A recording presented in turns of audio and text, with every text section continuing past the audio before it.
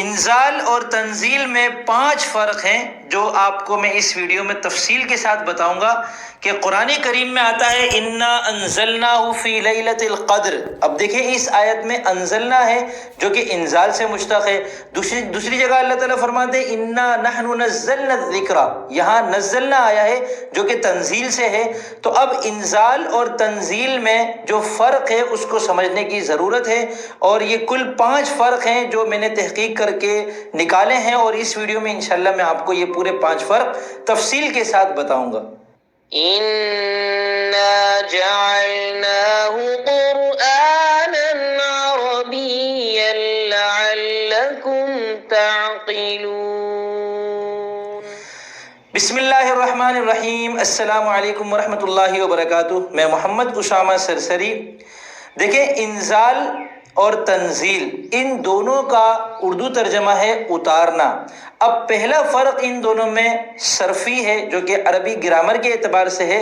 علم الصرف کی روح سے انزال باب افعال کا مصدر ہے اور تنزیل باب تفعیل کا مصدر ہے.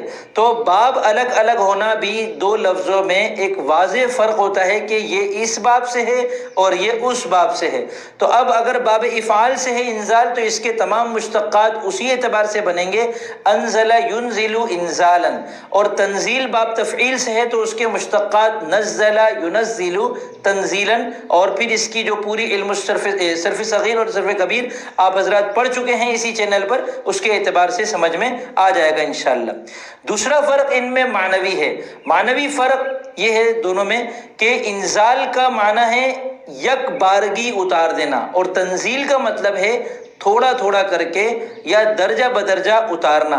تو یہ باب افعال اور باب تفعیل کی خاصیت بھی ہے کہ باب افعال میں کسی چیز کو یکبارگی کرنے کے لیے باب افعال کا استعمال کیا جاتا ہے، اور باب تفعیل کا کسی چیز کو درجہ بدرجہ یا تھوڑا تھوڑا کر کے جب کیا جاتا ہے تو اس کو پھر باب تفعیل سے بتایا جاتا ہے.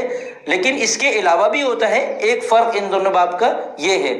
جیسے اعلام اور تعلیم کو سمجھتے ہیں. اب علم یعلم کے معنی ہے جاننا، العلم جاننا. اس کو جب ہم باب افعال میں لے جاتے ہیں اعلم یعلم اعلاما تو اس کا مطلب ہوتا ہے بتا دینا. آپ نے کوئی بات پوچھی میں نے آپ کو بتا دی، تو علمت کا میں نے آپ کو بتا دی. یہ ایک یکبارگی میں ہو جاتا ہے. تعلیم کا کیا مطلب ہے کہ کسی کو ایک بات بتانا، پھر اس کے بعد دوسری بات بتانا، پھر تیسری بات بتانا. تو یوں تھوڑا تھوڑا کر کے جب کوئی چیز بتائی جاتی ہے تو اس کو پھر اردو میں ہم سکھانا کہتے ہیں. تو علم یعلم تعلیم تھوڑا تھوڑا کر کے بتانا، اور علم یعلم اعلام یک بارگی بتا دینا. اسی طرح انزل ینزل انزال یک بارگی اتارنا، اور نزل ینزل تنزیل تھوڑا تھوڑا کر کے اتارنا. اب سوال یہ ہے کہ قرآن کریم کے لیے اللہ تعالیٰ نے انزال اور تنزیل دونوں کے مشتقات استعمال کیے ہیں. انا انزلناہ فی لیلۃ القدر، اللہ ہم نے اس قرآن کو لیلۃ القدر میں اتارا. یہاں اس کا مطلب یہ ہوا کہ یکبارگی اتار دیا. اور انا نحن نزلنا الذکر، ہم نے اس قرآن کو تھوڑا تھوڑا کر کے اتارا. تو قرآن مجید کو کیسے اتارا گیا اس کی تفصیل پھر مفسرین بتاتے ہیں کہ دراصل قرآن کریم جو کہ لوح محفوظ میں اللہ تعالیٰ نے لکھ رکھا تھا وہاں سے یکبارگی پہلے آسمان پر اتارا گیا لیلۃ القدر میں، رمضان کے مہینے میں. تو اسی لیے انا انزلناہ فی لیلۃ القدر اور شہر رمضان الذی انزل فیہ القرآن، کہ رمضان کا مہینہ ہے جس میں قرآن کریم کو اتار دیا گیا یکبارگی پہلے آسمان پر. پھر پہلے آسمان سے قرآن تھوڑا تھوڑا کر کے اترتا رہا، ایک ایک آیت ایک ایک سورت کر کے 23 سال کے عرصے میں قرآن کریم اترا ہے. اس کو تنزیل کہتے ہیں، اور جہاں تنزیل ہوگا وہاں اس کا یہی مطلب ہوگا.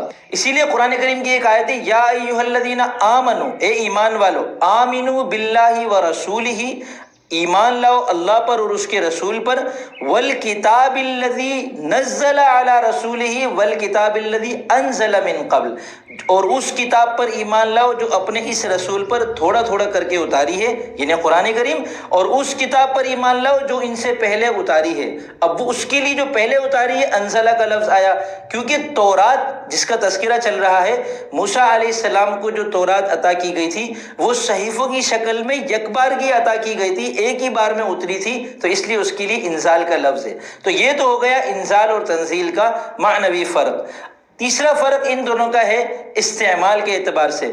قرآن کریم میں لفظ انزال استعمال نہیں ہوا، اس کے مشتقات آئے ہیں تقریباً 150 سے کچھ زیادہ، اس کے مشتقات انزلہ، ینزل وغیرہ استعمال ہوئے، لفظ انزال قرآن کریم میں استعمال نہیں ہوا۔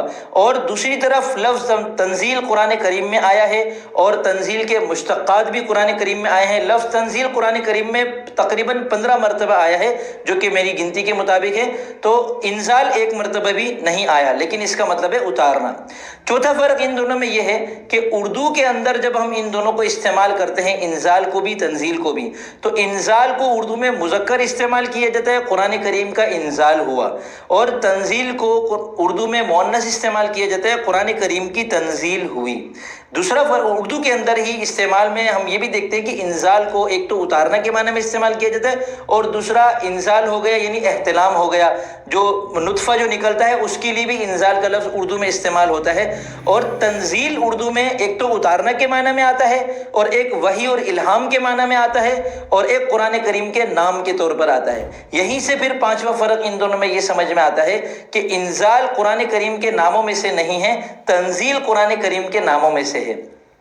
یعنی ہم قرآن کریم کو یہ تو کہتے ہیں کہ یہ تنزیل ہے، لیکن ہم قرآن کریم کے بارے میں یوں نہیں کہتے کہ یہ انزال ہے، ٹھیک ہے نا؟ حالانکہ مطلب دونوں کا اتارنا ہے، لیکن تنزیل چونکہ قرآن کریم میں 15 مرتبہ تنزیل من رب العالمین اس طریقے سے استعمال ہوا ہے، تو تنزیل جو ہے وہ قرآن کریم کے نام کے طور پر بھی ہم استعمال کر سکتے ہیں۔